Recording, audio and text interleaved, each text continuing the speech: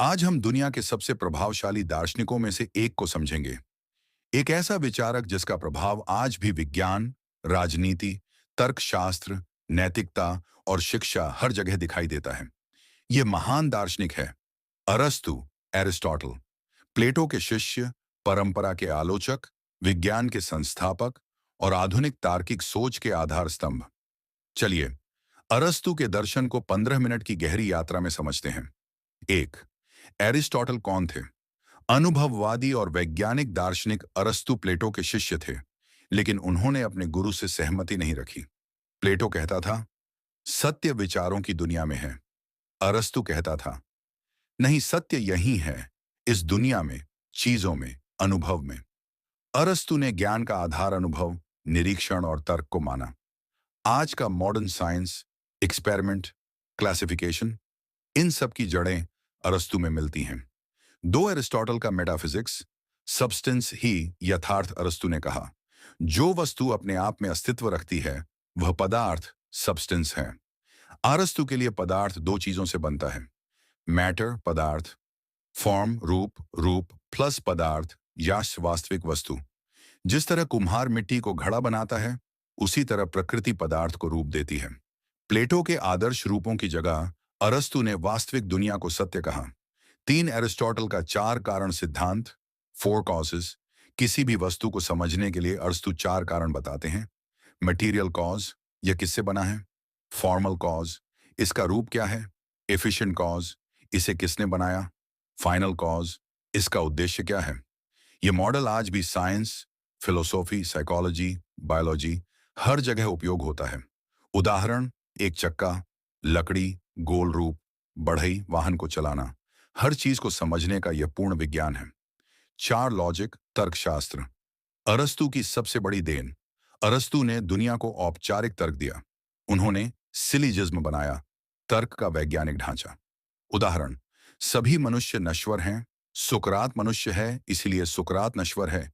यही आज का तर्क, गणित, बहस, विज्ञान सबकी नींव है। पांच, एरिस्टोटल का एथिक्स, यूडेमोनिया यानी सच्चा सुख। अरस्तु ने मानव जीवन का लक्ष्य बताया। यूडेमोनिया, यूडेमोनिया, ठरानस, गहरा, स्थायी, अर्थपूर्ण सुख, यह साधारण आनंद नहीं, सद्गुणों से आने वाली शांति है। अरस्तु कहता है, न ज्यादा न कम, संतुलन, गोल्डन मीन अपनाओ, चरित्र का निर्माण करो, उद्देश्यपूर्ण जीवन जियो। उदाहरण, साहस, शौर्य, कायरता और पागलपन के बीच का संतुलन। उदारता, शौर्य, कंजूसी और फिजूल खर्ची के बीच का संतुलन। यह नैतिकता का व्यावहारिक विज्ञान है। छह, मानव किस लिए बना है? Rational animal. अरस्तु कहता है, मनुष्य एक बुद्धिमान जीव है, तो मनुष्य का उद्देश्य है बुद्धि का उपयोग, सोच, चिंतन, विवेक, तर्क। यही मनुष्य को मानव बनाते हैं। मनुष्य का श्रेष्ठ जीवन है कॉन्टेम्पलेटिव लाइफ, ध्यानपूर्ण, चिंतनशील जीवन। सात, एरिस्टोटल का पॉलिटिक्स, तर्क पर आधारित समाज। अरस्तु ने कहा, मनुष्य पॉलिटिकल एनिमल है, मतलब संगठन में रहना, समाज बनाना, नियम बनाना, यह मनुष्य की प्रकृति है।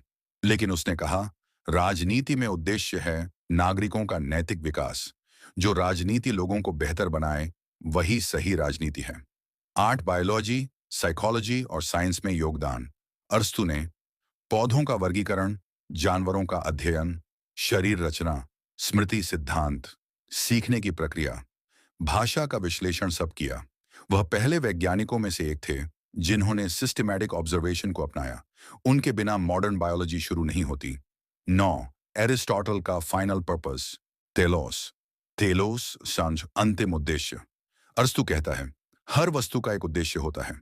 बीज का पेड़ बनना, बालक का वयस्क बनना, मनुष्य का ज्ञान प्राप्त करना। मनुष्य का तेलोस, सद्गुण, प्लस ज्ञान, प्लस विवेक। जब तुम अपने टेलोस को पूरा करते हो, तभी जीवन सार्थक होता है। निष्कर्ष, एरिस्टोटल का दर्शन आज भी जीवित है। अरस्तु ने सिखाया, वास्तविकता को अनुभव से समझो, सोच को तर्क से व्यवस्थित करो, चरित्र बनाओ, संतुलन में जियो, ज्ञान को लक्ष्य बनाओ। अरस्तु के बिना साइंस नहीं, लॉजिक नहीं, बायोलॉजी नहीं, एथिक्स नहीं, मॉडर्न फिलॉसफी नहीं। अरस्तु मानव बुद्धि का सबसे बड़ा निर्माता है। यही एरिस्टोटल दर्शन का सार है। समाप्त।